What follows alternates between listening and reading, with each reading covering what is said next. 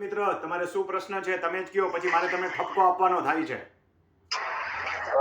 સાહેબ મેં મારા પિતાશ્રીએ એક જમીન લીધી હતી વેચાણથી કેટલો સમય થયો?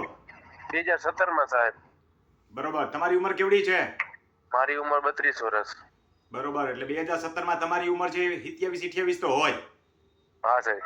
તો આપણને એટલી ખબર નથી પડતી કે જમીન લઈએ એનો કબજા ફેર હોય, આપણે પેલા માપણી કરાવવા એ ખબર ન પડે? હા એ બરોબર છે. પટેલના દીકરા હાથે કરીને કૂવામાં પડે છે. હા, હું પટેલ જ છું. એટલે પેલા તો તમારા બાપની ઉંમરનો છો, એટલે ઠપકો સાંભળવો પડશે. તમારા દાદાની ઉંમરનો છો, બાપની નહીં. હા સાહેબ. એટલે મૂર્ખાઈના ધંધા આપણે કરીએ, હાલતા હરફ ગળામાં નાખીએ. હંમેશા જમીન લેતા પેલા માપણી કરાવાય. આપણે જે છોકરી હારે ચાંદલો કરીએ છીએ, ફેરા આપણને ફરે છે, એ આપણે જોઈ છે કે નથી જોતા? સાહેબ એમાં એવું હતું, પેલી વાત પેલા સાંભળો, મેં કીધી જે છોકરી જોઈ આવ્યા હોય ચાંદલો કરવા, ઈ જ ઊભી છે, આપણે જોઈ છે કે નથી જોતા? હા ઈ બરોબર કે લગ્ન વખતે જ જોઈ છે સીધા? ના ના, બધી ડિટેલ પેલા જોઈ લઈ. તો દરેક ખેડૂત મિત્રો સાંભળે કે જમીન લે વેચનો ધંધો કરો ત્યારે પેલા માપણી કરાવાય, ભલે પ્રાઇવેટ વાળાને બોલાવાય. સરકારી વાળો તરત ન આવે તો 5,000 ખર્ચાઈને અત્યારે કરોડોની જમીન થઈ ગઈ. હા બરોબર. અને પછી કુવામાં માથું નાખી, કોઠીમાં માથું નાખીને ચોરની માં રોવે એમ રોઈએ આપણે. હવે આમાં કાંઈ થાય નહીં. તમે શું પૂછો છો બોલો મને? લેન્ડ ગ્રેબિંગ કરવી છે? હા સલાહ લેવાની સાહેબ. શેના આધારે લેન્ડ ગ્રેબિંગ કરશો? એમાં એવું છે સાહેબ, જે આપણે જેની પાસે જમીન લીધી ને સાહેબ, હા, એના 2 સરનામા હતા. એની પાસે નહીં, માલિક જુદા છે ને કે એક જ માલિક છે? એક જ માલિક છે સાહેબ. એની પાસે 2 સરનામા હતા, આજુબાજુમાં લગોલગ. બેયના 7 નંબરમાં હક સરખા છે? હે સાહેબ? બેયના 7 નંબર જોયા તમે? એક જ માલિક છે કે એમાં મિક્સ બીજા માલિક છે, સહભાગીદાર છે? ના ના સાહેબ, એક જ છે. ઈ ભાઈ હા, તો લેન્ડ ગ્રેબિંગ કરો, હો જાવી દ્યો એને. એમાં સાહેબ પેલા વાત તો સાંભળો, હું તમને કહું છું. એમાં સાહેબ એની પાસે 2 સરનામા હતા. એટલે પેલેથી ને સાહેબ અમે નકશામાં જોયું ને અત્યારે, તો આમ આથમણા ઉત્તરાદા ને દક્ષિણાદા ભાગ છે બરોબર છે મુજબ. પણ ઈ પેલાથી વાવતા સાહેબ ઉગમણું આથમણું સાહેબ. એટલે એને સાહેબ પેલા એક જે સરનામા હતો ને એમાંથી એને પેલા 7.5 વીઘા બીજાને વેચેલું હતું સાહેબ. બીજાને વેચી દીધું છે? હા સાહેબ. તો અત્યારે તમને હું પૂછું તો છું, 7 નંબરમાં બેયના નામ છે, તમે હા પાડો છો? અરે એમને સાહેબ સાંભળો, એને પેલા બીજાને વેચી આપ્યું સાહેબ. આપણે એની પાસેથી લીધું, પછી એની પાસે જે બીજું અડધું વેચ્યું ને એ ડાયરેક્ટ એની પાસે હતું, એ આપણે લઈ લીધું. બરોબર સાહેબ?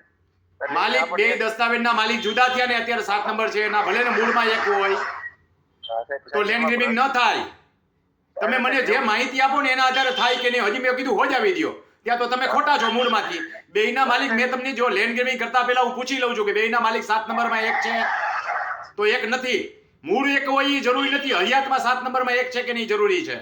અરે અત્યારે અમારી પાસે ધારો કે અમારી પાસે 1 સરનામા, એની પાસે 2 નંબર છે. 1 નંબર રાખો અમારી પાસે. તમને વેચો એવા 7 નંબરમાં ઈ જ માલિક બાજુના 7 નંબરમાં છે જ્યાં કબજો છે ત્યાં. ઈ છે પણ સાહેબ ઈ કબજો બીજાએ કરેલો, એને પણ નથી કરેલો સાહેબ.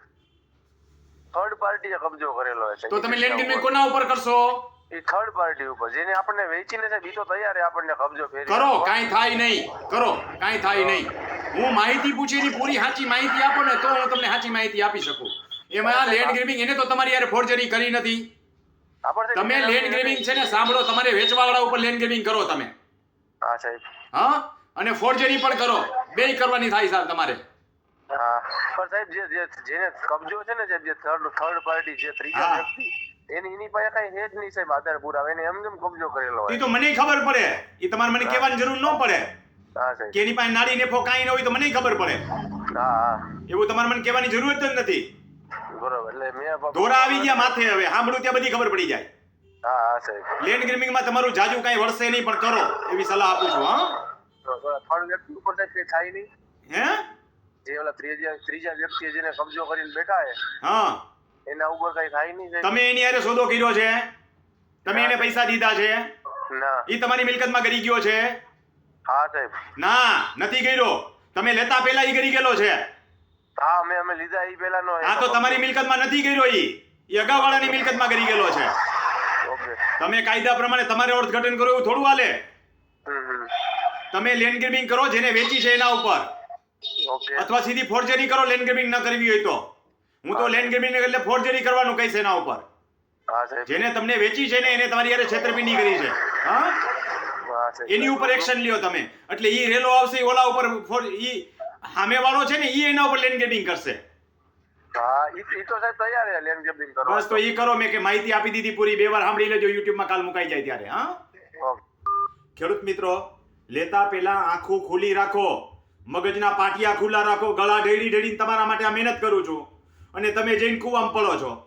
જમીન લેતા પહેલા જમીનની માપણી કરાવી લેવી જોઈએ, એટલે તમને જે વેચાય છે એ માલ છે કે નહીં ખબર પડે. અને નો માપણી કરાવો તો મેં રીતે શીખવાડી છે કે નકશો લેવાનો, ટીપણ લેવાનું, બેહાડવાનું, ચતુર્દિશા બેહાડવાની, તો કઈ ખબર પડે. એવી ન ખબર પડે તો માપણી તો કરાવો.